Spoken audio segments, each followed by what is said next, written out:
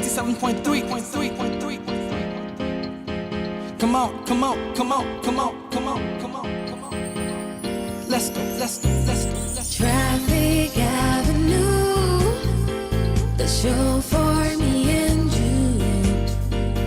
Mondays to Fridays, ooh, the Traffic Avenue. Traffic Avenue, the show for me and you. Mondays to Fridays, ooh, the Traffic Avenue. Flex. Buckle up and join the best. Let's see, relieve your stress. So yes, let the music soothe your soul and keep it going just to refresh. Buckle and enjoy the ride from 2 to the half of the 5. Mondays to Fridays happening live. Where we gon' have a ball, you can text your guys. Let me tell you what you really gotta do. You can count on us, we come through. We got everything you need, that's true. Are you ready for the Traffic Avenue? Let me tell you what you really gotta do. You can count on us, we come through. We got everything you need, that's true. An applause for the Traffic Avenue. Traffic Avenue, the show for me and you.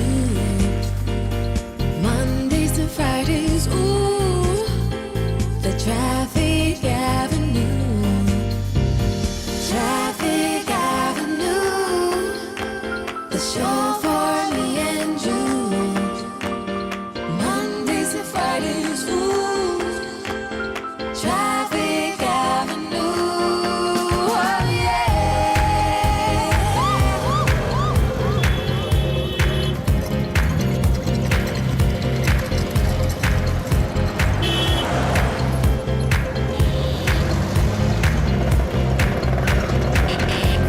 Welcome to the Traffic Avenue. City 97.3. Accra. City 97.3. More variety. Eyewitness News. Be there as it happens. City News.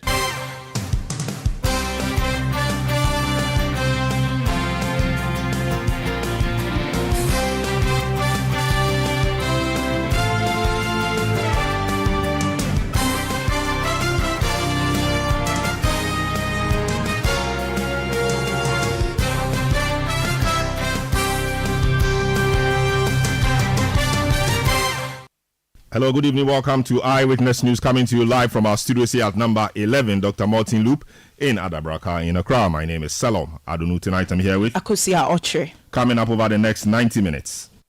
We hereby declare a nationwide strike with effect from Wednesday, 3rd July 2024.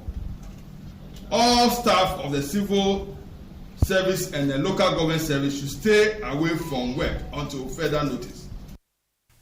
The Civil and Local Government Staff Association of Ghana, CLOGSAG, declares indefinite strike from tomorrow over their conditions of service. Civil and local government machinery will grind to a halt. Also, Trade Minister lays before Parliament controversial ally to regulate cement prices. We will tell you more. Still on Eyewitness News, minority in Parliament disputes government's claim of a successful restructuring of $1 billion of debt owed independent power producers. Stay with 97.3 Citi FM for more on this and other stories on Eyewitness News. And in business, Economic watchers make strong case for resilient measures to translate Ghana's revised growth rate into real improvements in standard living. There is more business in the next 50 minutes. Eyewitness News is live across the country on all our affiliates and around the globe at citynewsroom.com. In the Upper West region, this is Tumpani Radio, 88.5 FM in Nadoli, and Jirapa at 96.1 FM, also in Jirapa. In the Upper East region, this is Rekas 92.1 FM in Bongo, Namu. In the Northern region, North Star Radio 92.1 in Tamale. Northeast region, Nobia FM 98.1 in Narelugu. Also in the Western region, Beach 105.5 FM in Takra, the Sky Power 93.5 FM. Also in Takra, in the Ashanti region, Focus 94.3 FM at the Kwame Nkrumah University of Science and Technology campus in Kumasi, and Orange 107.9 FM also in Kumasi. In the Volta region, Sela Radio 97.1 in Dabala, and Holy FM 98.5 5 at Aflau in the Savannah region. This is Kasha 99.5 FM in Damango. Your comments are welcome via our WhatsApp line 0549 986 996. You can follow me on Twitter or X at Selom Adunu. The hashtag, as always, is Citi Newsroom. Akosia gives us our very first story. The Civil and Local Government Staff Association of Ghana, CLOGSAG, has announced a nationwide strike set to commence tomorrow. The association's decision is in response to the government's failure to implement a new salary structure that was agreed upon over a year ago. Despite approval from the Minister of Employment and Labour Relations and the Fair Wages and Salaries Commission, the agreed upon structure remains unimplemented. Now let's go to the phone line and speak to the CLOGSAG, Public Relations Officer of that association. Eddie Akwe joins us on the line to provide some updates on their announced strike. Hello, good evening, sir. Welcome to Eyewitness News.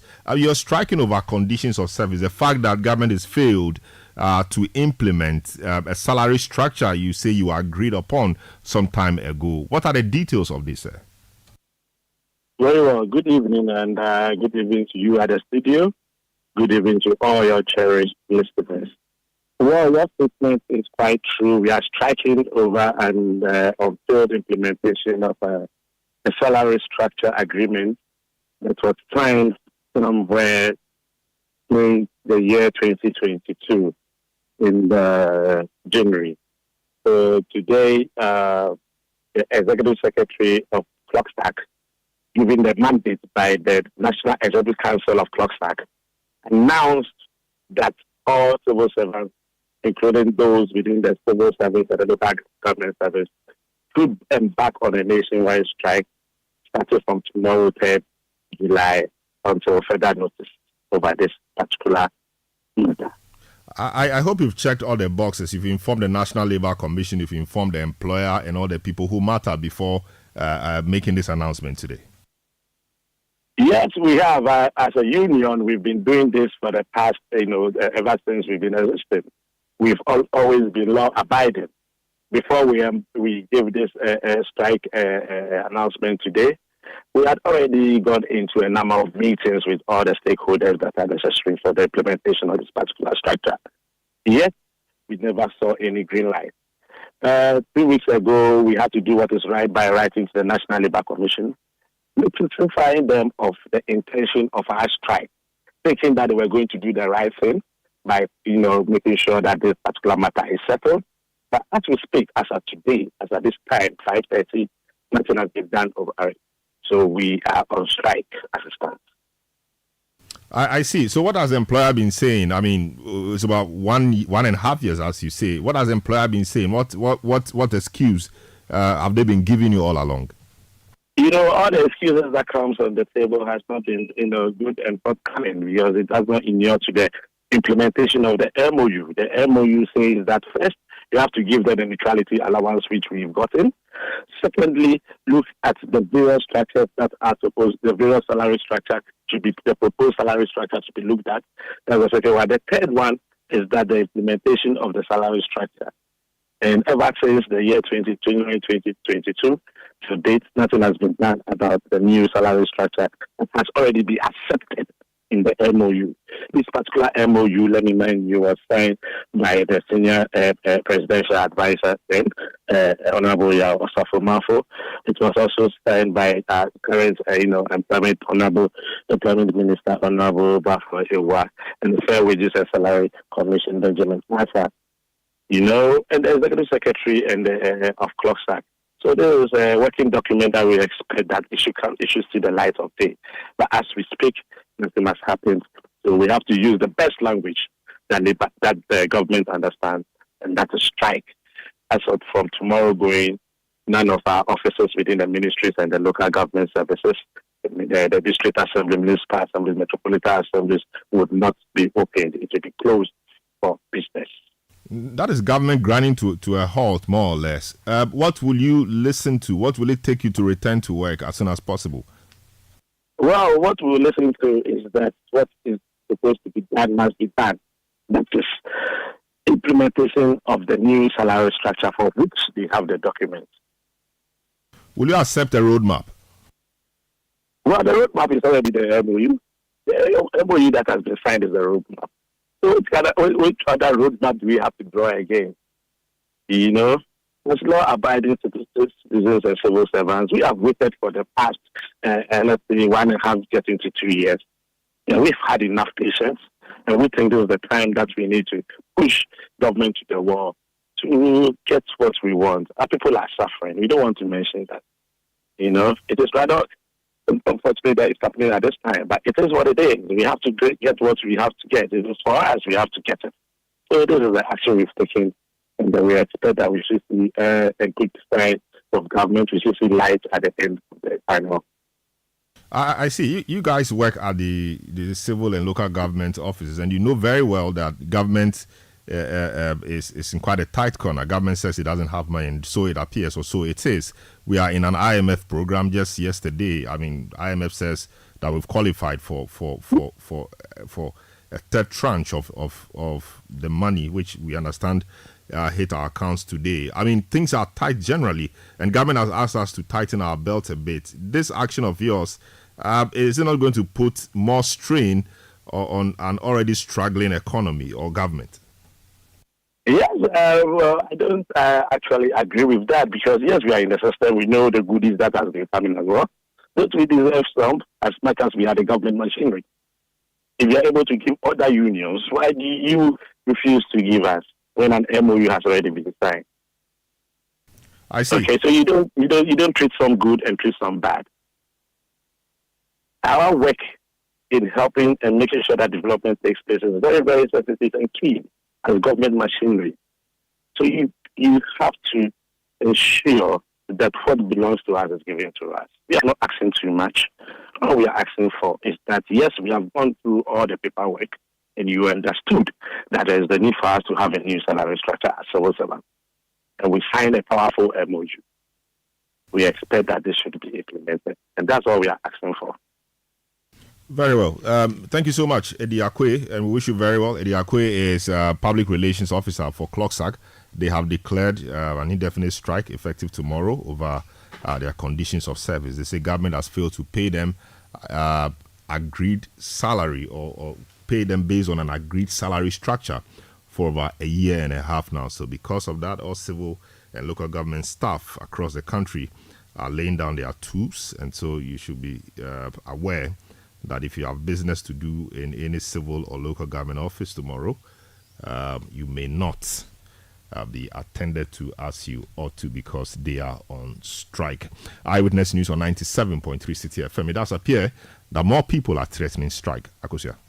A group known as the Forum for Public Sector Associations and Unions has threatened to initiate an industrial action if the government does not immediately halt the proposed sale of 60% shares of some Social Security and National Insurance Trust SNIT hotels to Rock City Group, a company owned by the Minister of Food and Agriculture, Brian A. Champong. Well, this forum comprises various public sector associations, including teacher unions, the Civil and Local Government Staff Association, CLOGSAG, the Ghana Registered Nurses and Midwives Association, and also the Ghana Medical Association.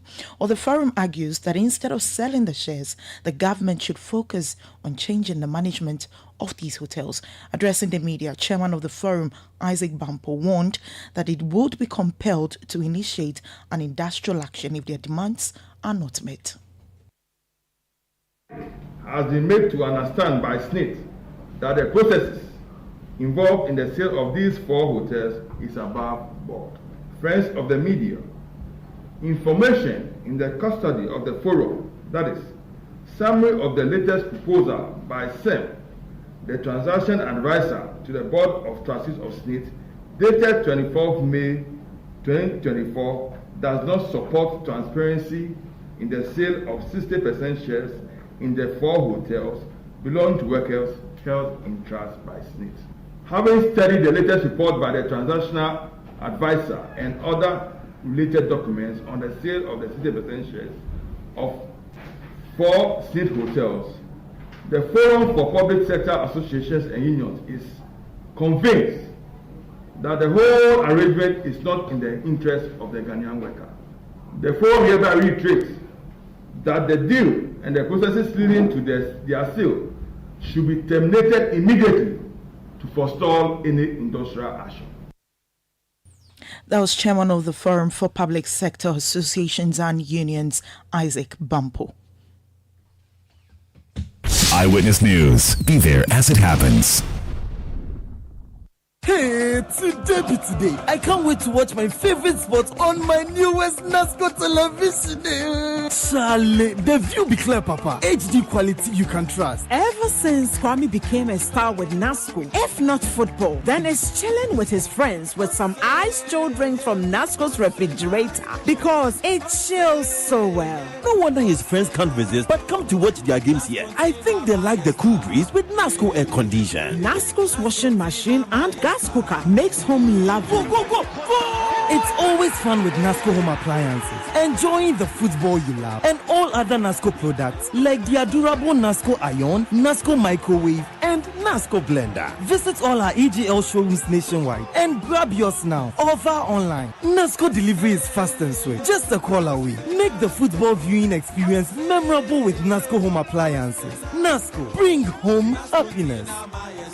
Oh, jump on now. Go. Ugomi, at what time when you come back where I don't hear the sound of your car? Why you buy new car? No, I don't change my car. It be the same ride. It be the fuel way I change. Way one shouts it. Ever since I started using the all-new Excellium Premium Fuel, fortified with 3-in-1 action. Oh, Joe, now my car they run like electric car. No, it's so. This is the type of fuel where they want to. Because now engine they cost. Where they want for way if I buy it, it go protect my engine. And with the small way I buy, I go drive, sir. Absolutely. It's like strapping a turbocharger to your engine and giving it a protector. And what they bust my mind, Seth, be the 3-in-1 action, no? Excellium, they prevent up to 99% of deposit. It be anti-wear, some be anti-corrosion. Won't pay when I open them. Hey, so where can I find this magical fuel? Just head over to any Total Energy service station and your car will thank you. Hey, they make a finish Magobe fast, then rush go Total Energies. My friend, but why your hand Magobe inside? I give you info. Make a fill the gobe too small. Go! Excellium is designed to protect your car engine, decrease fuel consumption, and lower CO2 emissions. Don't say fuel, say Excellium. Choose Excellium, choose quality. Are you a builder, contractor, or homeowner with a passion for quality? Look no further. At Yale, we pride ourselves in trusted security and quality hardware for doors. Visit our showroom on 11th Lane Street in Accra, Ghana, and discover the world of Yale door hardware handles and locks. At Yale, we understand your need for security and the desire for elegance. Our products not only protect your loved ones, but also add a touch of sophistication to your home or business. Whether you're renovating your space or crafting a new masterpiece, Yale is your trusted partner with a history of 180 years of innovation. Come on down to Yale today. Experience the perfect blend of security and style with Yale. Yale, where security meets style.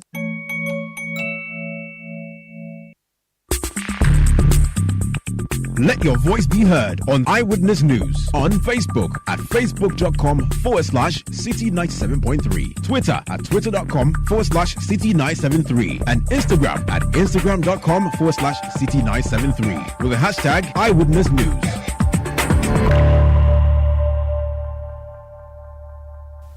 Eyewitness News on 97.3 Citi FM. You can join the discussion as always via WhatsApp line 0549986996. You can also tweet at me at Selom. I don't know, and be happy to share your views with the rest of the world. Some have been sharing their views already, but I'll go to your views or your messages after this particular story. Akusia, tell us what is happening in Parliament. Exactly. Trades Minister Kobna Tahiru Hammond has laid before Parliament the Ghana Standards Authority Regulations 2024, a legislative instrument seeking to regulate the production and pricing of cement. Or despite resistance from several quarters, including cement manufacturers and the minority, the minister has been determined to push through the regulation. But there was no opposition from the minority as the minister laid the LI. Let's hear from the minority Chief Whip Gavins Abuja explaining why. The last time the minister was here, colleagues from both sides had very serious concerns. Those concerns have been sent back to the committee and have been addressed. I am informed that they have dealt with those issues, and based on that, we are advised that it is no longer harmless. So we are okay to support it again. At least what I've been told, that it is not about price control. It's the price control element has been taken out. It is about reporting, the price reporting to the committee. And if that is the case, Mr. Speaker, the advice is that it's no longer a controversial issue, so it can go. That was the Minority Chief Whip governs Abuja. Eyewitness News on 97.3 Citi FM. Let's speak to a member of the minority group, Murtala Mohammed, who is MP for Tamale Central and a former Deputy Trade Minister. Hello, good evening, sir. Welcome to Eyewitness News. What justification really does the minority have in supporting this? Because we had a lot of your members speak against or kick against this particular ally. What has changed? Well, the question is that a leader of our side has spoken. Who am I? But I represent the good people of Tamale Central. I did not support this ally, and I still do not support this ally. And I made it very clear to leadership that I was against the ally. This morning, when I got to Parliament, my understanding was that there was some amendment to the proposed ally. As I talk to you, I don't have a copy of the so-called, amendment done to the proposed ally. And as far as I'm concerned, the last meeting which was held by the Subsidiary and Legislation Committee, which I attended, even though I'm not a member of that committee, but I have particular interest in it. I attended that meeting and I raised a series of objections against the proposed ally. And I got a copy of the proposed ally. The so-called amendment to that proposed ally, I haven't seen it, and I don't think that anybody has seen it. That is the first point. 2, I made it also very clear to the leadership when I entered into the chamber this morning, and I saw Honorable K.T. Hammond in it. I went to the leadership and I told them that they should not allow the ally to be late. I made my position very clear. But there were some members who said that because of the amendment should be late. And I told them that I was against it and I have not changed my position. And the reason why I was against it was not because of the so-called amendment. The point is that that ally is needless. It would not change anything. What the minister should be interested in, the minister should be interested in how he could alleviate the suffering of the people of this country as far as cement prices are concerned. The last time I bought cement was yesterday. And let me state very clearly that none of us is comfortable or happy with the escalatory prices in prices in cement in this country. But the attempt to push the responsibility to cement manufacturers by this government is completely disappointing and annoying. And I say this because, why? If you look at the proposed ally, what is critical, if you look at Section 1, which heading is preliminary provisions, and the subheading is purpose of regulation. It said the purpose of this regulation is to provide for, 1, the streamlining and regularization of pricing of cement for wholesale and retail distribution in this country. B, the pricing of cement in the country in a fair and transparent manner. C, the prevention of price gauging in the pricing of cement. And then D, the promotion of competitive practices within the cement industry. So what it means is that the crux, the objective of this ally is to regulate prices of cement. This has not been changed in the so-called, if you like, amended ally they have. If it was, then we should have been told. Again, if you come and look at the Section B, application of the regulation, it said that this regulation applied to 1, manufacturers of cement, and B, which is outrageous, producers of raw materials for cement. A lot of the raw materials that are used to produce cement in this country are imported. So how do you regulate prices of producers of raw materials in different countries? But it is significant that people understand why we are against this ally. We are against this ally because the reason why cement prices are escalating is not just about the doing of the manufacturers, but 100% of that responsibility lies on this government. And I'll give you these statistics. In the year 2009, a bag of cement was sold at 8 cities. 2011, 9 cities. 2012, 12 cities. 2014, 14 cities. 2016, 16 cities. 2017, 18 cities. So you realize that between 2009 to 2017, the increases in cement prices have always been 1 city or 2 cities within a year. But from 2017, under this government, 2018, it jumped from 18 cities in 2017 to 24 cities. Between 2018 to 2019, it jumped to 36 cities. Between 2019 to 2020, it jumped to 64 cities. 2020 to 21, 75 cities. 2021 to 2022, 85 cities. 2022 to 2023, 95 cities. And currently it is sold at 105 cities. So you realize that under this government, there have been unacceptable escalation in the prices of cement in this country. So it has nothing to do with regulation or the absence of regulation in cement prices in this country. It has to do with, one, higher taxes, import duties on the inputs that are used to produce cement. Two, the depreciation of the Ghanaian cedi. So as long as the Ghanaian cedi keeps on depreciating, the cement prices are going to be high. So this idea of the fact that they have taken away pricing and they brought in reporting, to what end? To be very honest, I think it is much ado about nothing. And you see, they have succeeded in laying it against some of us, our opposition, and I made it very clearly that I was against it and I will fight this. And I know there are other comrades in Parliament who are against it. This is just being late. We would have the opportunity to debate this matter. And to be very honest, we need to fight this with all the vigor and all the energy that we have. It is unacceptable. It has nothing to do with the prices. What government is seeking to do is to hide their incompetence, their corruption, their ineffectiveness, behind the pricing and heap the blame on cement manufacturers. Let government reduce the import duties on such imports. Let government succeed in bringing down the dollar against the cedi, and the cement manufacturer will have no any other reason than to reduce it. Let me ask you a question. Then what happens to other essential commodities in this country? Are they going to regulate them too? Are they going to ask them also to report to the Minister for Trade, rice importation? Are they going to ask that cement, other essential commodities that are produced in this country, which inputs are imported into this country, are they going to regulate it? It simply doesn't make sense. What I think, and I told the minister privately, and I told him at the committee when I sat in, that his focus should be on the substandard cement that are produced in this country. The Ghana Standard Authority indeed discovered that a lot of cement manufacturing companies in this country produce substandard cement. The minister is aware of those companies. Some of them were asked to close. They are still operating, and the quality of the substance or the content of the cement is nothing to write home about. And that for me is danger.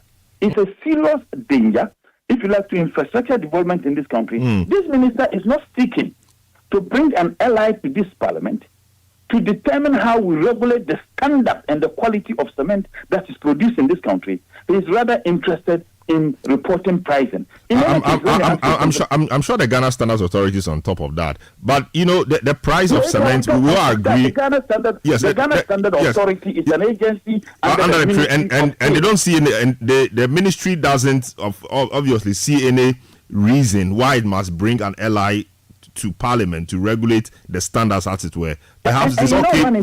Perhaps it is okay with the standards. But let me just put this through. The price is high. The price is high. Let me just put the question through. The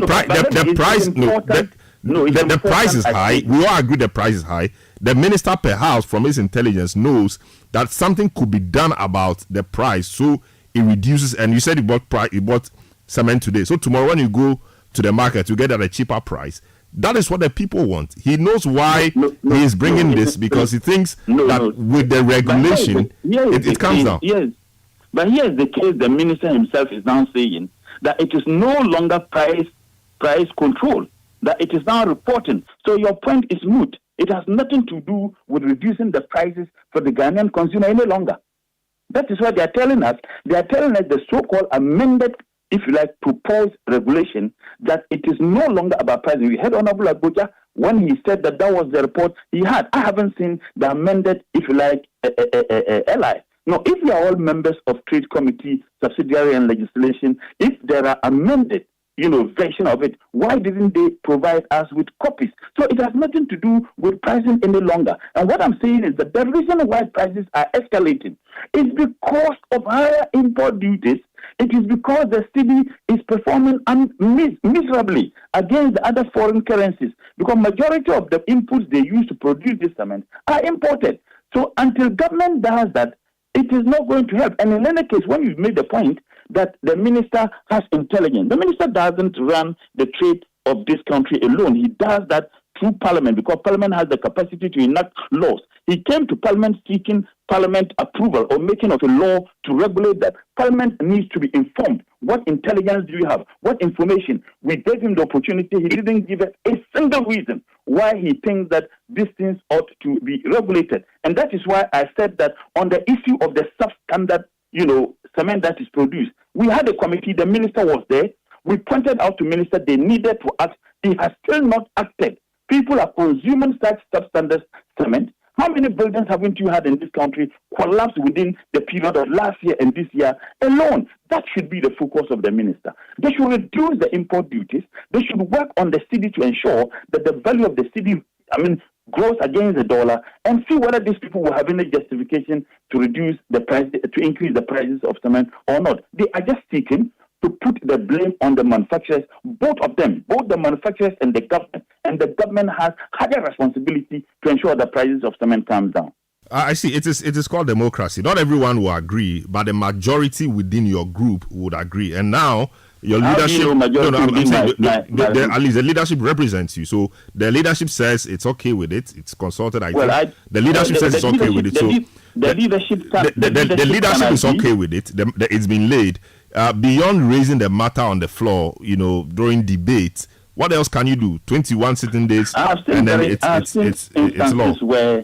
I've seen instances where leadership of either the minority or majority agrees with something, but when it comes to the debate, they will begin to see a reason. In fact, I have had some private conversations with Honorable Agboja just after the thing was laid, and I pointed out to him, and I get the sense that he agreed. In fact, he told me he agrees with me based on some of the information I was given. And mind you, I have been a deputy minister of trade before. So when I raised those issues to him, he saw some reason and some sense. And he said, look, Mutala, you can make this case when it comes to the debating of the issue. So I think that we are galvanizing forces. We are talking to people across the aisle. There are some members of MPP who disagree with the position taken by Parliament. I disagree with position. I represent the people of Tamale Central. I can understand that sometimes when your caucus or leadership takes a decision, you must not be seen, openly criticizing it. But we live in a democracy. I have the right to raise genuine questions respectfully and humbly, and that is precisely what I am doing. I'm raising the point that this is misleading. They want to deceive people into agreeing with that position. I ask you a simple question. You are a very experienced journalist. When they say reporting of prices to a committee, what does it mean? It's nebulous. It doesn't make sense. And that is the point we're going to be making on the floor of Parliament and trying to have some discussions with our colleagues. And I have no doubt they will see reasons in some of the points we are making. I see. So, where do you go from here? The LI debate, etc. But you do appear to have some suspicion about the real intent of this LI. Do you care to share any of those with us?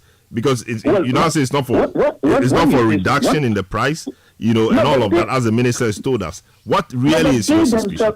But they themselves have just said, you played the voice of Honorable Agboja, who reported to Parliament and the people of this country the information the Committee of Subsidiary Legislation have actually given him based on the so-called amended, proposed LI, that the contention was the pricing, which has been taken off, that it is now reporting. So the idea of price regulation and reduction should not even come here. They themselves are admitting that it has nothing to do with price regulation or reducing prices of cement. It has to do with reporting. Reporting of what? And I ask a simple question. The price reporting may be a term of art. It may be a term of art. So if you want to ascribe the ordinary meaning to it, you may get it wrong. It may be a term of what? What art? A term of what? the bone of contention we had has to do with pricing and price regulation. And in any case, you are dealing with even a political party that claims to be center-right, that is talking about, if you like, market forces determining, the prices of commodities. Like I just said, maybe perhaps, I don't know the last time you bought cement. The last time I bought cement was yesterday, and I have problems with the pricing. But I also do understand that government has a major role to play in terms of helping to reduce the prices of cement. And I said, what the role they have to play is to reduce the taxes, the import duties. The role they have to play is to work on the city to ensure that the city indeed regains the value it has. I have given you statistics that how much a bag of cement was sold. How come that between 2009 to 2016, in fact 2017, the highest we ever experienced as far as the increase in prices of cement was 2 cities.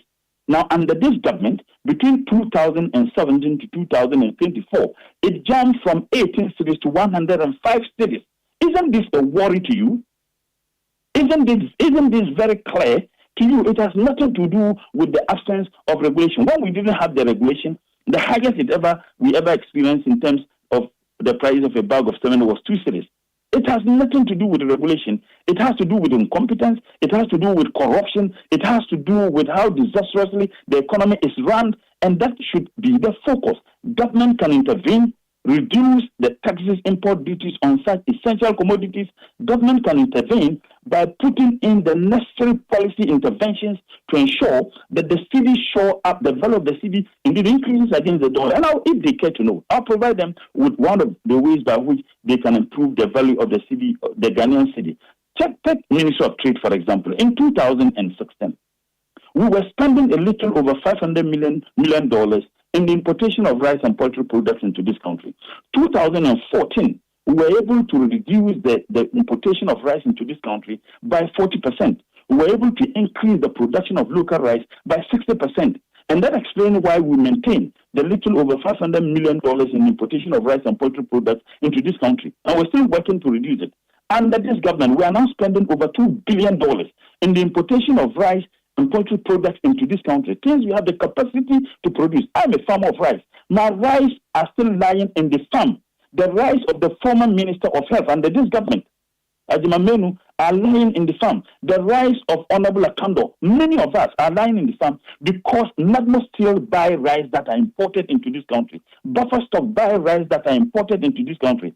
Nash, that used to buy rice from we the farmers, did not buy for 2 years because the rice they bought 3 years ago, government refused to buy, is now buying imported rice. If government is able to buy rice that are produced by farmers in this country, they will succeed in reducing the amount of money we spend in the importation of rice. We have the capacity to produce rice in this country because President Mahama did it in 2014, did it in 2015, did it in 2016. So until they help and put in the necessary policy interventions to reduce the depreciation of the Ghanaian cedi against the foreign currencies, in this case dollar, we're going to have these problems. So it is much ado about nothing. And that is the point we are making. So this LI has nothing to do with price control, absolutely nothing to do by their own statement, by the so-called amended, LI that they submitted. So don't talk to me about price control again. It is much ado about nothing, and it simply doesn't make sense to the people of Tamale Center who are proudly represented. Very well. Thank you so much, Murtala Mohammed, Member of Parliament for Tamale Central and former Deputy Trade Minister. He says he's unhappy with the LI that has been laid before Parliament. His side supports it because there have been a few amendments to it. He says he's not seen the amendment and he doesn't support it because the people of Tamale South, Tamale Central, do not support it as well. A few of your messages before I take my next interview. Salom, how can you blame them? Okay, this is how can you blame them if they are saving, if those they are saving are chopping yafu as if there's no tomorrow? This inept and incompetent government, Ghanaians are not angry. Now, Jones Adoboy in respect of the striking CLOGSAG member. CLOGSAG's decision to strike is crucial when negotiation on fair pay and working conditions have reached a standstill. When all peaceful avenues have been exhausted, industrial action becomes a legitimate means to demand much needed change. It's essential for CLOGSAG members to stand united in advocating for their rights and pressing for a resolution that acknowledges their dedication and contributions to the public sector. Mausi Ayebi Aista from Abutia Tete in the Volta region. This one says, I sympathize with CLOGSAG members and other striking bodies. The fact is that President Akufo-Addo and Dr. Baumia, the government has chopped all the meat and it's left with bones. CLOGSAG members should vote against this government. You say, this is from Brilliant Fahad Ibn Okujeto in Central Tong. To address the issue of the cedi depreciation and its negative economic impacts, the government must implement policies that promote economic stability, fiscal discipline, and sustainable growth. This may include measures such as strengthening the country's economic fundamentals, improving the business environment, and diversifying the economy to reduce its reliance on imports. This is from Aaron Bebako Kokomisa in Accra. Trade Minister Katie Amon's decision to lay an LI on cement pricing in Ghana, despite prior opposition from MPs, is concerning. This move disregards parliamentary dissent and may not address the underlying issues. Transparency and consultation are crucial in such decisions impacting the economy. Hammond should reconsider and engage with stakeholders for a more inclusive and effective resolution to the cement pricing issue. This is from Wellington Eister in Abutia in the Volta region as well. Now let's speak to some of the stakeholders in this arena. Emmanuel Cherry is the CEO of the Ghana Chamber of Construction. He's been watching the space and he has views on the matter. He's joined us on the line. Let's speak to him. Hello, good evening, sir. Welcome to Eyewitness News. Were you at a meet? Were you supposed to have been at a meeting that your colleagues boycotted yesterday with the minister? No, please. Your group was not invited? Not at all. It seems the meeting was directed to the manufacturer. It seems there was 5 or 6 of them that were invited at the time of Sunday 8 p.m. thereabouts to a meeting that's supposed to take effect the following morning, which was a challenge. However, if at least make themselves available, but it seems the minister himself also have a challenge because he was not available at the time. So that was where the challenge was. And then the people were kept there for almost 3 hours. And the minister came in, their discussions, there was no proper program laid down and what have you. So that's where the ruler Balu started from. But however, we were not declared consulted or invited at all. Very well. So now the LI has been laid, 21 sitting days, it becomes law. What's your view on it? You are from the Ghana Chamber of Construction. People may think that you should be happy with it because you guys are into construction. If the prices of cement come down, you guys will be happy because you will not have to spend a lot on buying cement.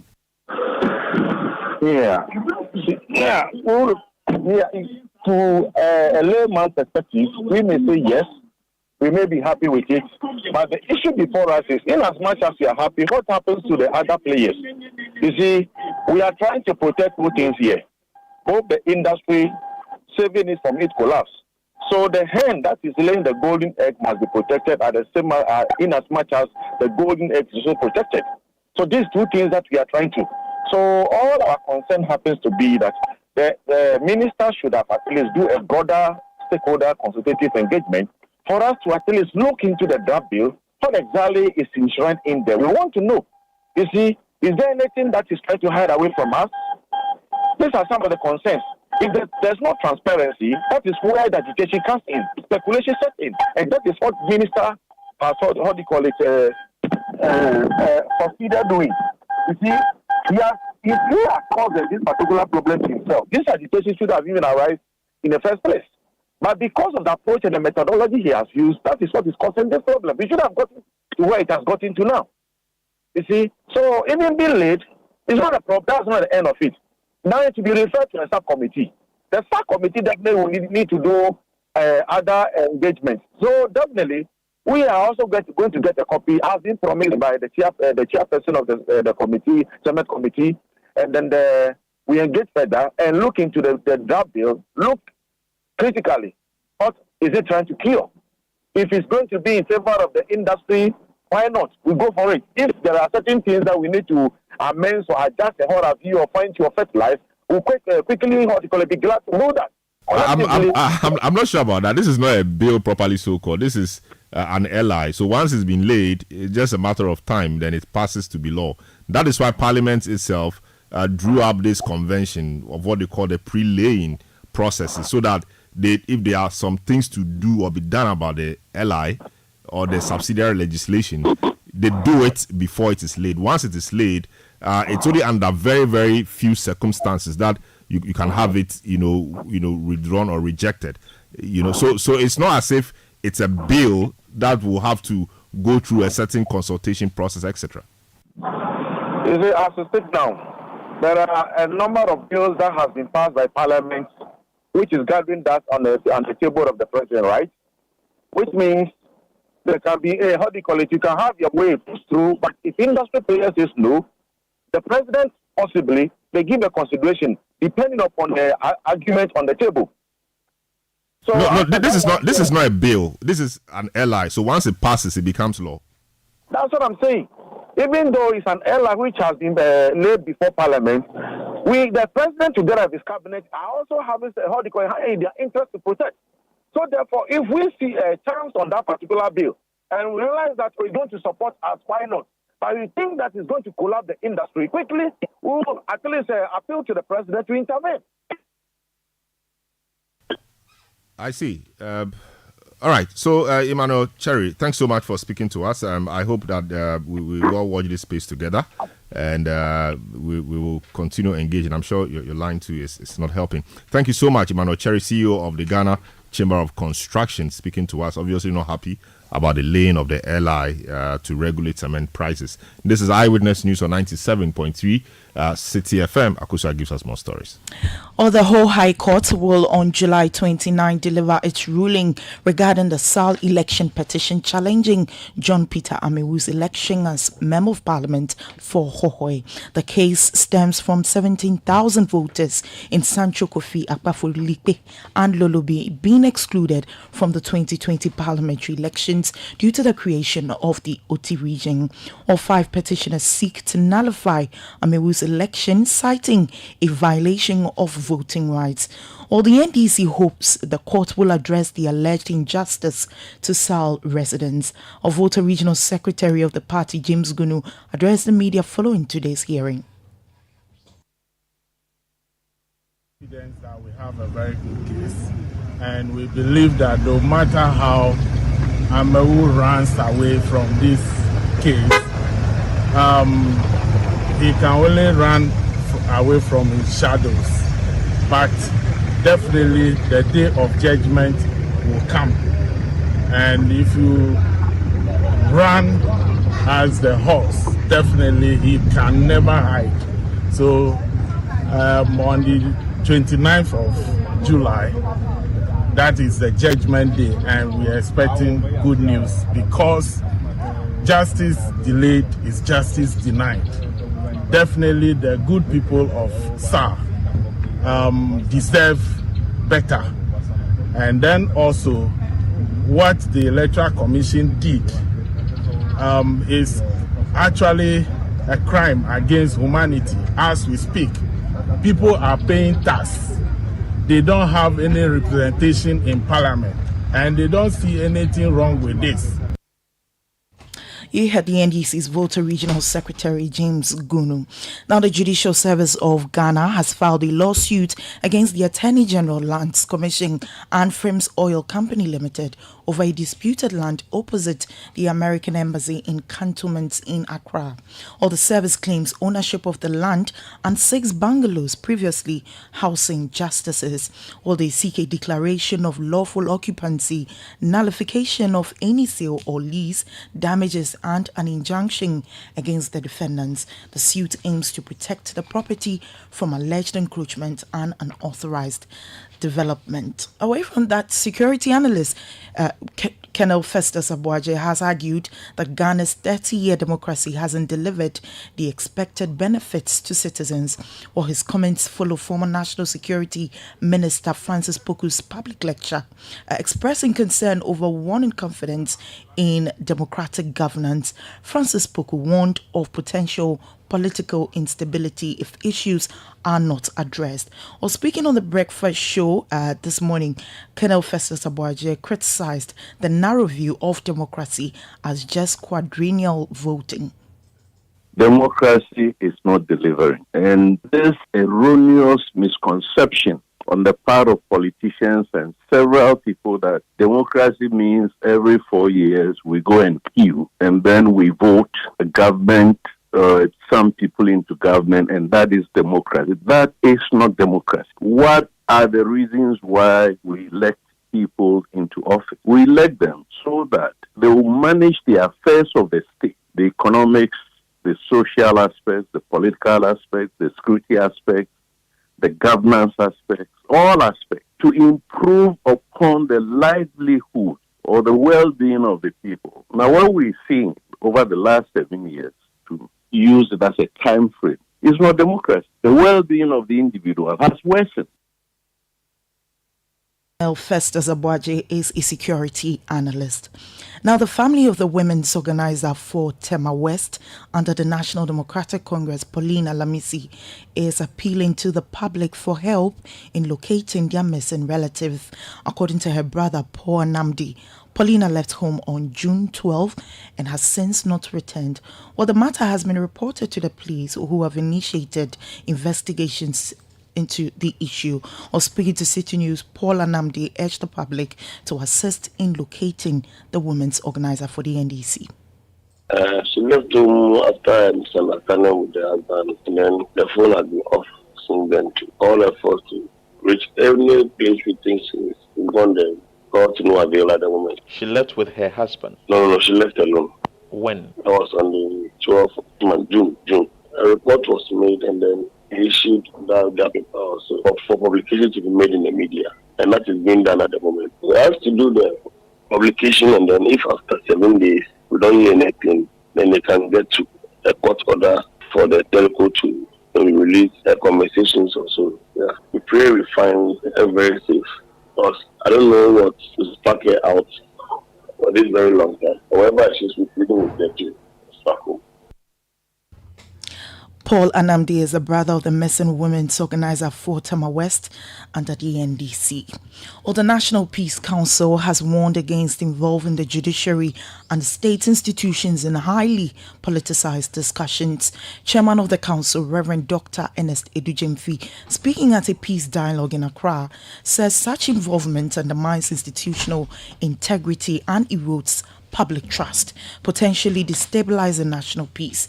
Or he urged the public to support the state and institutions in fulfilling their mandates.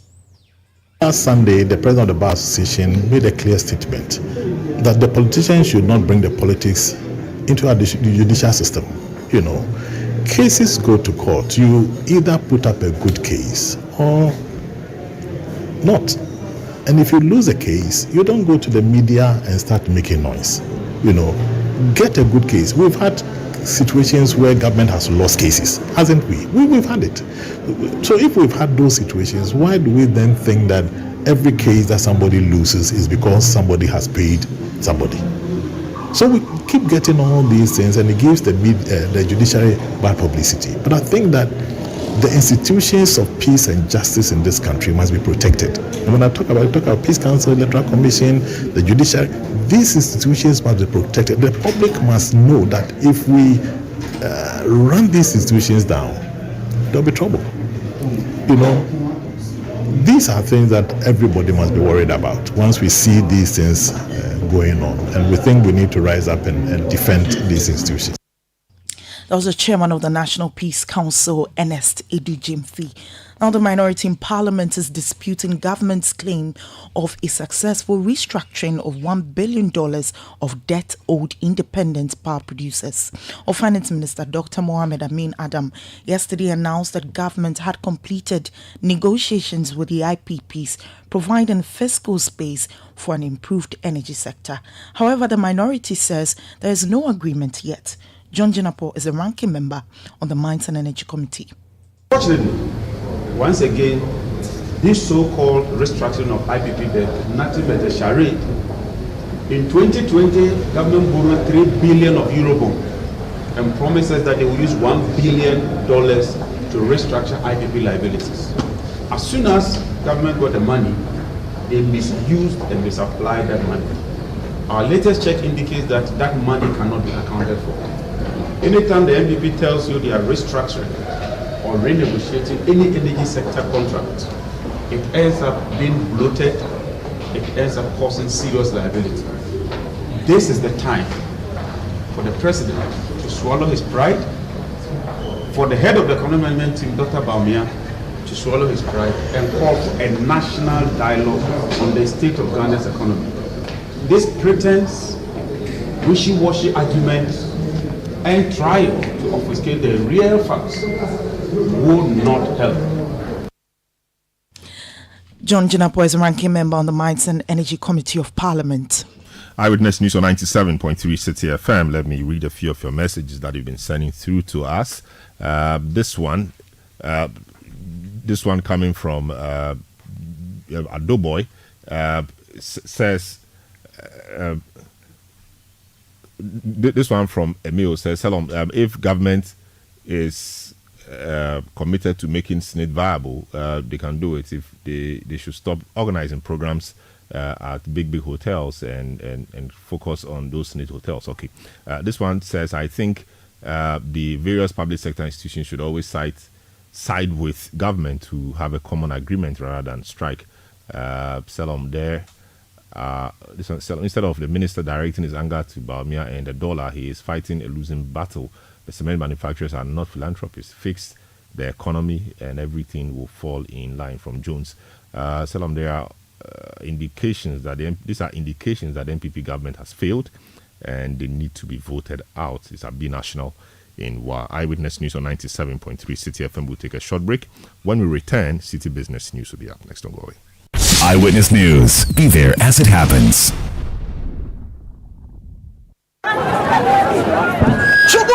Yeah. We have a new leader in town. OBRNT. Amanfo. Madam was Sibebre. When him say my baby, maybe more charcoal for whiter teeth. More charcoal. Not only that, maybe lemon. More lemon. Zinc for fresher breath. More zinc. And fluoride for stronger teeth. Introducing the new President Charcoal Pack with more power with a combination of charcoal and lemon for naturally whiter teeth. Grab yours now. This advert is FDA approved.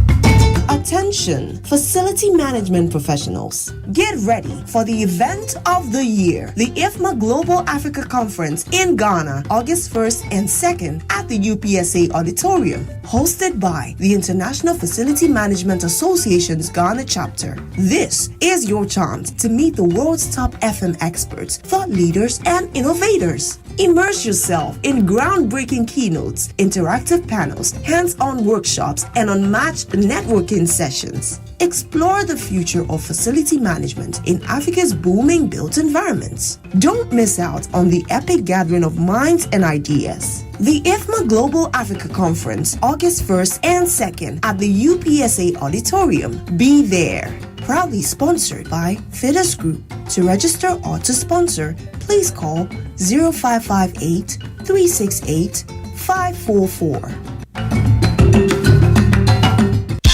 One of the best decisions you could possibly make at the start of your day is to tune in to the City Breakfast Show. Insightful, intriguing, intelligent, and informative. The City Breakfast Show offers an attractive alternative to the noisy mishmash of morning radio. Tune in to the City Breakfast Show for passionate discussions on issues that matter and enjoy interviews where duty bearers and decision makers have their feet held to the fire. The City Breakfast Show airs from 6:30 a.m. to 10 a.m. every Monday to Friday, only on 97.3 Citi FM. Eyewitness News. Be there as it happens. Get the details. Every significant financial transaction, every market movement, and all the policies that affect your business. City Business News. Be informed. It's time for City Business News on Eyewitness News. My name is Akosia Oche. The details now.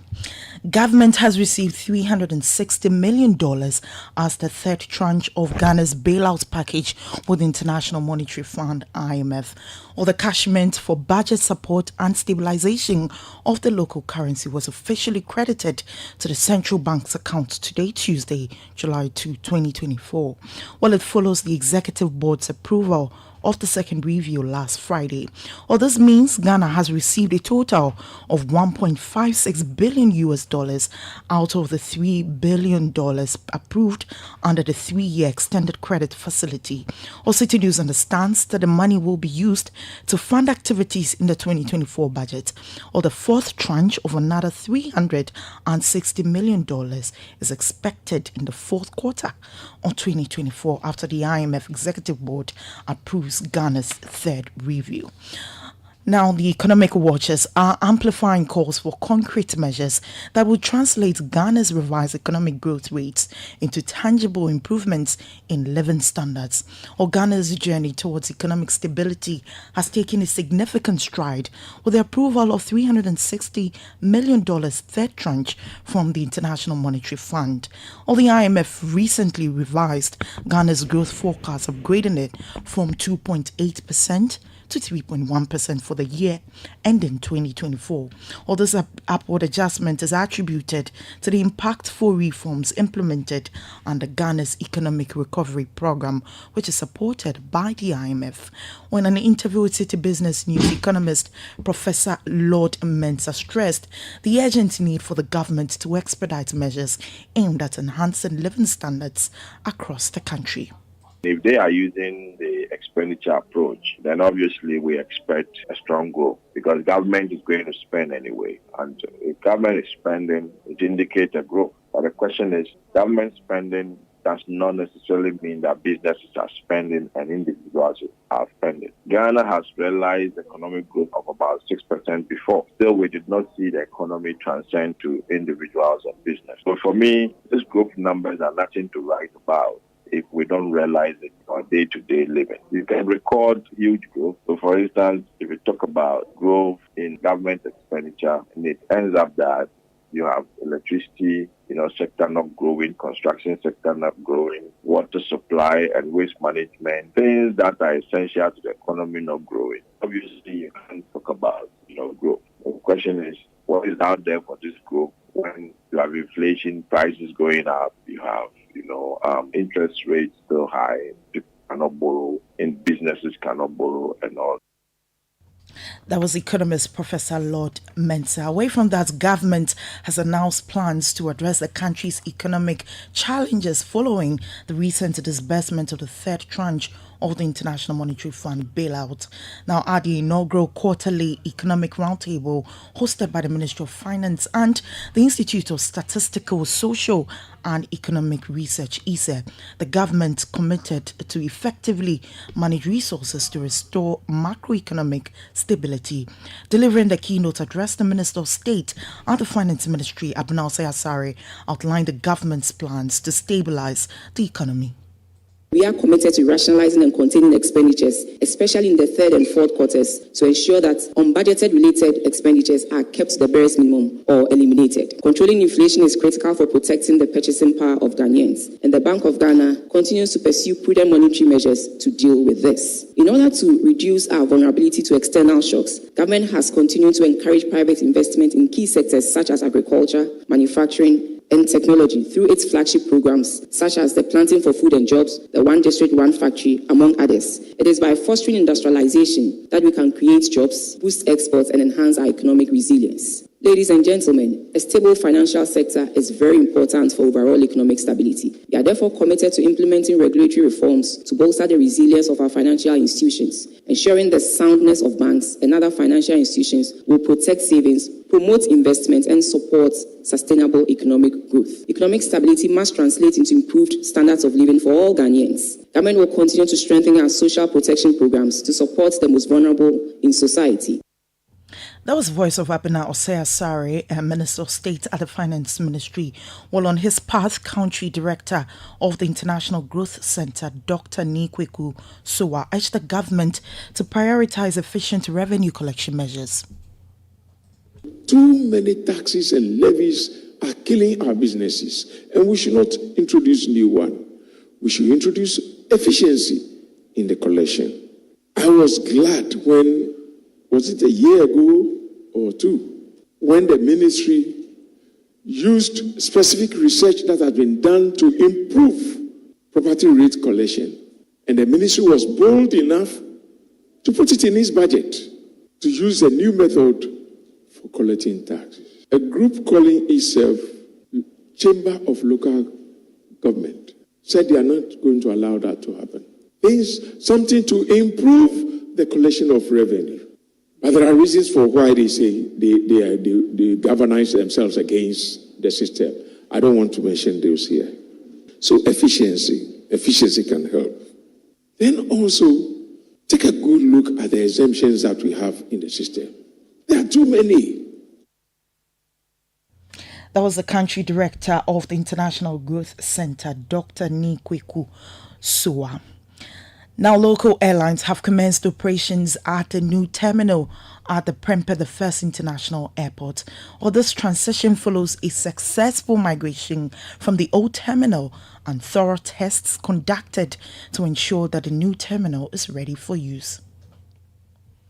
Ahead of the operationalization of the new terminal building at Prempeh, the First International Airport in Kumasi, the Ghana Airport Company Limited conducted a series of activities. These included subsystem simulations, followed by 2 full-scale integrated simulations of all processes and systems at the new international airport in late June. The aim was to ensure that all systems, equipment and staff were fully prepared to operate efficiently and effectively and to manage the risks associated with the transfer of operations from the old terminal to the new one, which has a capacity to handle 800,000 passengers per annum. Ghana Airport Company Limited additionally conducted 3 live flights from the new terminal. Following the success of these activities, local airlines such as Passion Air have commenced operations at the new terminal building. In a statement, the airline affirmed its commitment to a seamless transition while providing exceptional customer service at Prempeh, the First International Airport and other routes.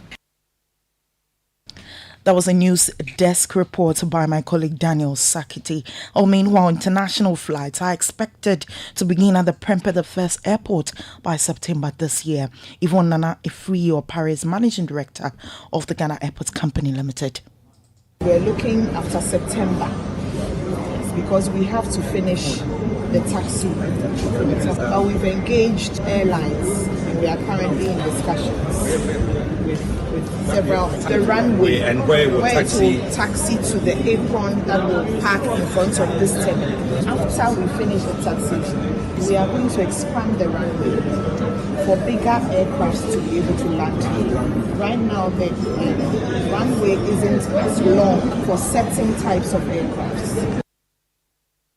Yvonne Nana Ifriyo Paris, Managing Director of the Ghana Airport Company Limited. Before we go, government is facing intense pressure to revive operations at the Tema Oil Refinery following calls by energy sector players to reduce the rising cost of fuel. All this comes amidst Global Investment Bank Citigroup in its prediction indicating a drop in the prices of oil between $70 to $75 per barrel from $80 now, which is expected to continue till next year, 2025. Well, despite the drop, the prices of fuel keep soaring, with a litre of petrol selling at 13.83 Ghana cedis, up from 13.66 Ghana cedis, while diesel is selling at 14 cedis 79 pesos, up from 13 cedis and 97 pesos. Energy strategist Dr. Yusuf Suleiman has stressed the urgency of the operations of the local refinery to be revamped.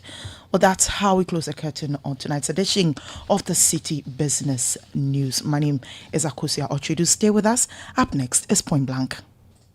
Oh, jump on now. Go, the go. Ugomi, at what time will you come back where I don't hear the sound of your car? Why you buy new car? No, I don't change my car. It be the same right. It be the fuel way I change. Way one shouts it. Ever since I started using the all-new Excellium Premium Fuel, fortified with 3-in-1 action. Oh, Joe, now my car they run like electric car. No, it's so. This is the type of fuel where they want to. Because now engine they cost. Where they want for way if I buy it, it go protect my engine. And with the small way I buy, I go drive, sir. Absolutely. It's like strapping a turbocharger to your engine and giving it a protector. And what they bust my mindset be the 3-in-1 action. No, Excellium they prevent up to 99% of deposit. It be anti-wear, some be anti-corrosion. One pair way now open there. Hey, so where can I find this magical fuel? Just head over to any Total Energy service station and your car will thank you. Hey, they make a finish my gobe fast, then rush go Total Energies. My friend, but why your hand my gobe inside? I give you info. Make a fill the gobe too small. Go.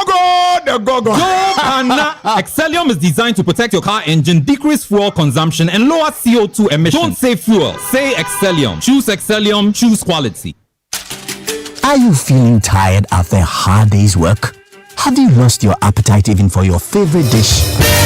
Viral Blood Tonic is a nutritionally balanced, pleasant-tasting tonic fortified with iron and vitamins to boost your appetite and energy levels for high performance. Viral Blood Tonic, easy to take and good for the whole family. Viral from Danex Iting Starwin PLC. If symptoms persist after 48 hours, consult a physician. This advert is FDA approved. The other day, I visited Kweku at his spunky new office to congratulate him on opening his business. And man, was I impressed. The business is just moving quick. The sales, customers, everything is just working seamlessly. The secret?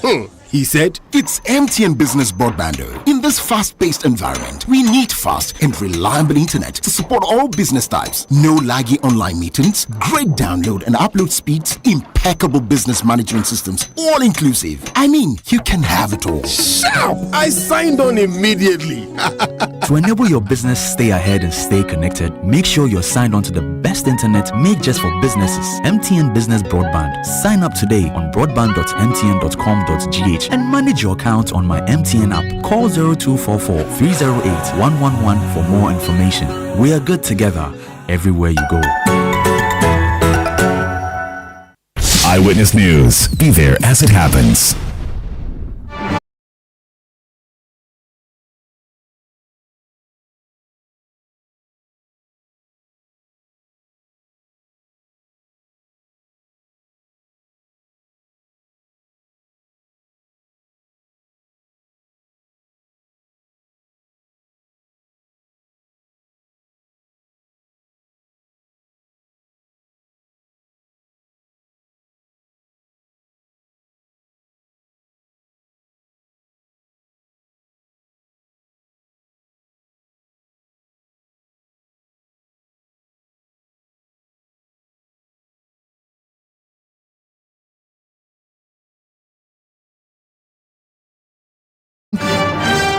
On Eyewitness News, Salom Adonu. Tonight on Point Blank, the President, Nana Dankwa Akufo-Addo, is urging African countries to do more to fight climate change as it continues to drive many into hunger and poverty. The President says changes in weather patterns and their associated disasters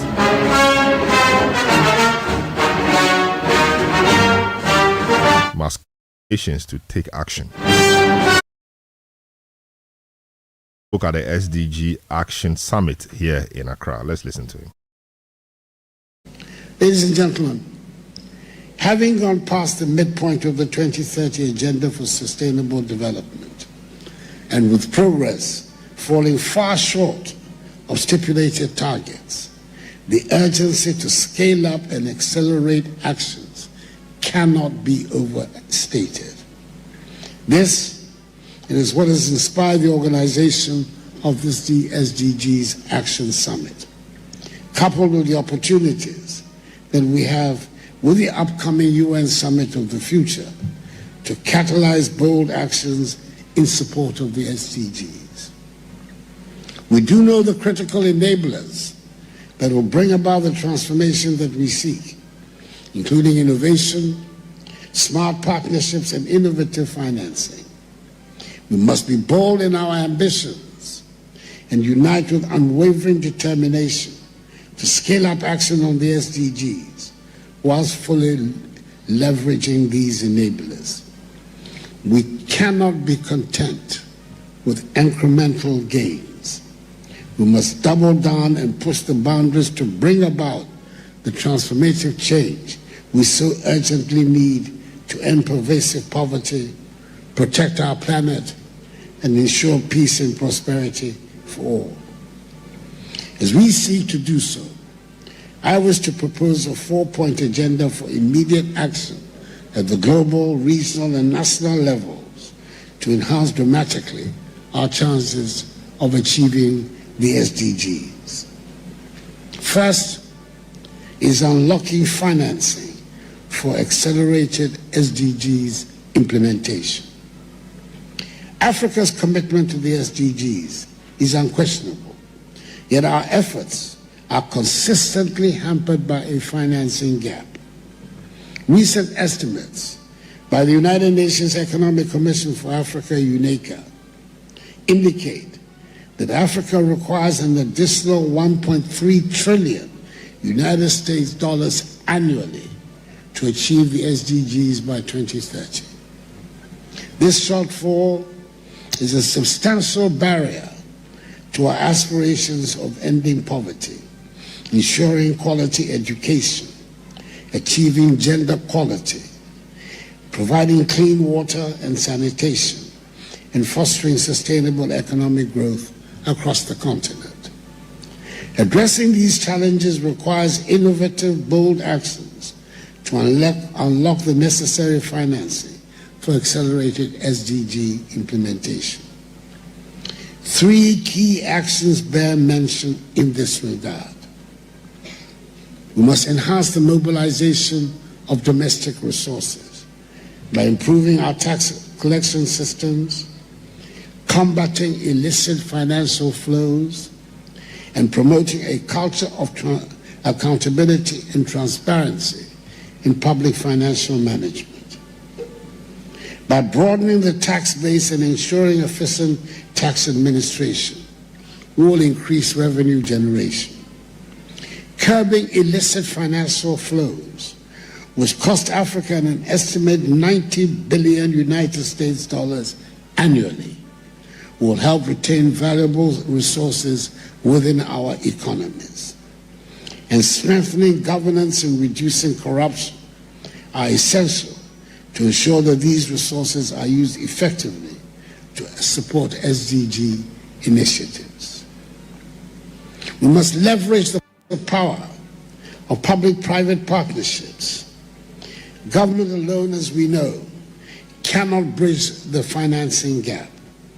The private sector must play a pivotal role by creating an enabling environment through smart policies for investment. We can attract private capital to fund critical infrastructure projects, healthcare, education, and renewable energy initiatives.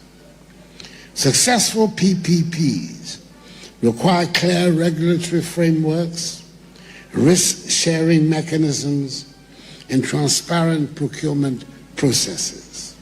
Additionally, private sector investment should be encouraged and facilitated with a focus on sustainable and inclusive projects. By leveraging blended finance approaches, we can attract private capital to areas that yield both developmental and financial returns. We must advocate a paradigm shift in the global financial architecture. For Africa to achieve the SDGs, we require more than just commitment and hard work at the national level. We need a global financial system that is fair, inclusive, fit for purpose, and supportive of our development goals. Many African countries are burdened by unsustainable debt levels, which constrain their ability to invest in critical development projects. Servicing this debt diverts valuable resources away from essential services such as healthcare, education, and infrastructure, areas that are critical for achieving the SDGs. We call on international creditors and financial institutions to provide comprehensive debt relief to heavily indebted countries. This relief should be designed to restore fiscal stability and free up resources for sustainable development and investments. Furthermore, new lending practices must be more transparent and responsible, ensuring that future borrowing supports long-term development goals rather than exacerbating financial vulnerabilities.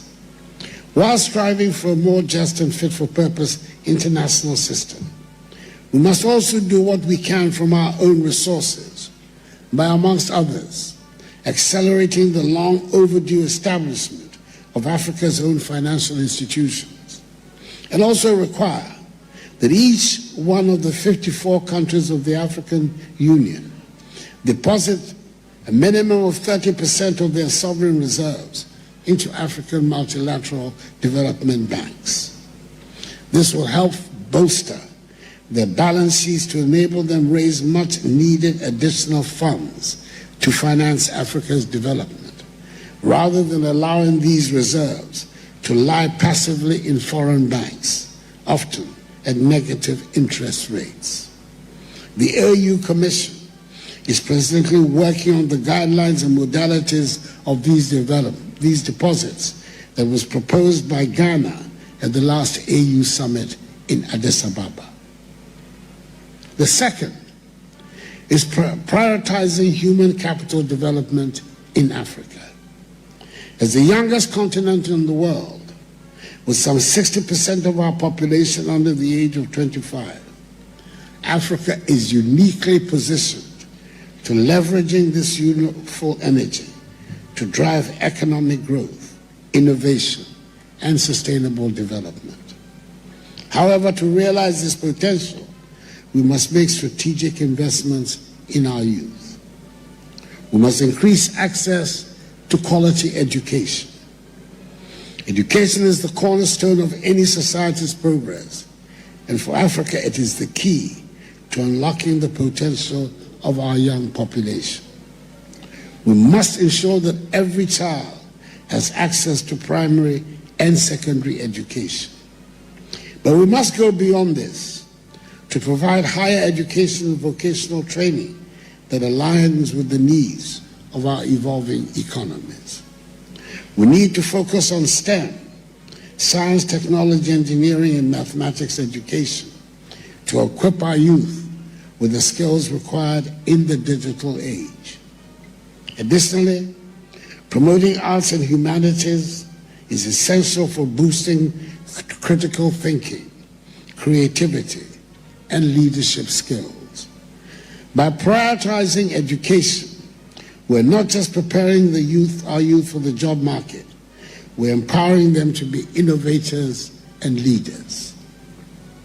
We must promote vocational training and skill development. While formal education is critical, we must also recognize the importance of vocational training and skills development.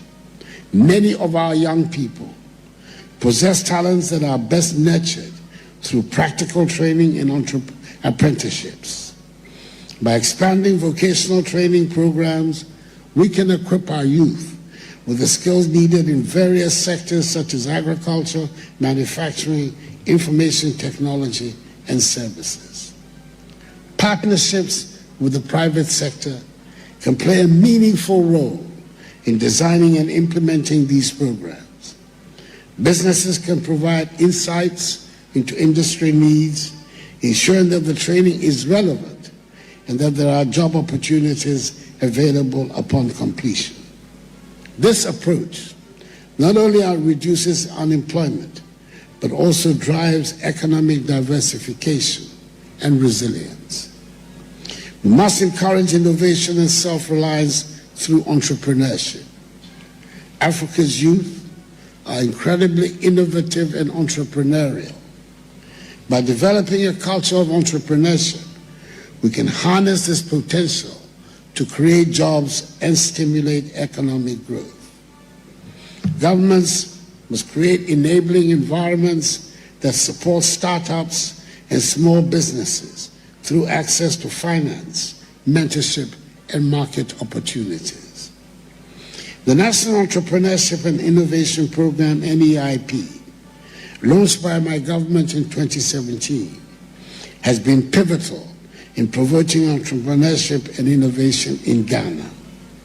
Designed to combat youth unemployment and spur economic growth, NEIP offers funding, training, and mentorship to startups. By equipping young entrepreneurs with essential skills and resources, it has facilitated the growth of 15,000 startups, creating 103,871 jobs by the end of 2023. NEIP has nurtured a culture of self-reliance and creativity, positioning Ghana as a West African innovation hub and driving sustainable economic development. Additionally, the Ghana Enterprises Agency, GEA, has been instrumental in supporting startups and entrepreneurs in Ghana. Through various initiatives like the U-Start program, the Ghana Job and Skills Project, and the Ghana Economic Transformation Project, GEA has provided substantial financial and technical support to startups and micro, small, and medium enterprises. In 2023 alone, the GEA, through the U-Start program, supported some 30,000 startups and MSMEs with a total of 100 million cedis in grants. Government has also allocated some 200 million cedis in the 2024 budget to continue supporting these initiatives with the expectation to assist some 50,000 startups and MSMEs by the end of the projects. In addition, integrating entrepreneurship and education into our curricula will prepare young people to think creatively and take initiative. Supporting youth-led businesses and social enterprises can address local challenges while contributing to broader economic development. Third is driving innovation in critical sectors of Africa's economy. In a continent brimming with potential and ingenuity, innovation stands as the key to unlocking unprecedented progress and overcoming the complex challenges we face. I want to highlight two big innovations that hold the promise to scale up and accelerate SDGs action in Africa: financial integration across borders and renewable energy technologies. Financial integration across borders holds the promise of unlocking new avenues for economic growth, stability, and sustainable development across our continent. By harmonizing financial systems, enhancing regulatory frameworks, and fostering collaboration amongst nations, we can amplify the impact of our collective efforts towards the realization of the SDGs. Imagine a future where capital flows seamlessly across borders, fueling investments in critical sectors such as infrastructure, healthcare, education, and renewable energy. Imagine businesses both large and small accessing broader markets and resources to innovate and thrive. Imagine communities gaining greater access to financial services, empowering individuals, and lifting households out of poverty. Cross-border financial integration is not just a technical exercise, it is a catalyst for inclusive and sustainable development. It promotes resilience against economic shocks, enhances financial inclusion, and drives job creation.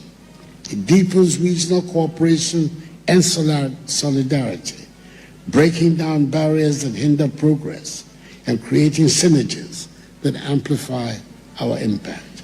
Indeed, the African Continental Free Trade Area, AFCFTA, whose secretariat we're honored to host here in Ghana, comprising a single market of 54 countries with a combined GDP of some 3.5 trillion United States dollars, has laid the groundwork for a monumental shift in our economic landscape. A transformation that will reverberate across the length and breadth of our great continent. The numbers speak for themselves. By 2035, the AFCFTA aims to lift some 30 million Africans out of the clutches of extreme poverty, whilst boosting simultaneously the incomes of some 68 million people. The agreement is projected to increase intra-African trade by some 52%, unleashing a wave of economic activity that will generate some 450 billion United States dollars to our collective GDP.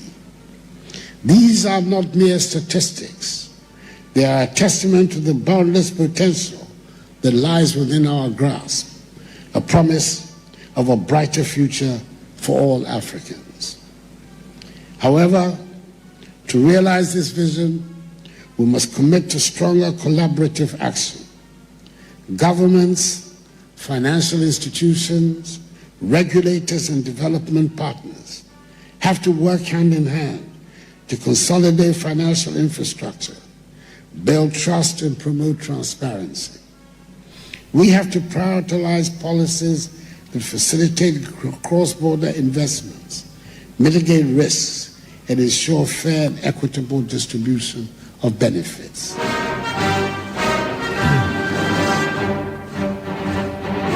So that was President Nana Dankwa Akufo-Addo. And earlier, SDG Action Summit. Accra. Conclude today's edition of Eyewitness News. We live from our studios here at number 11, Dr. Martin Loop. Nada Braka in Accra. Produced by Nana Kopna Wilson, Beverly in London, and Sammy Wiafi.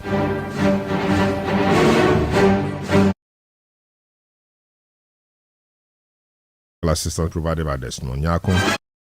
Media support by Edwin Kwa Kofi. You heard Akosia Ochre. Name is Salom Adunu.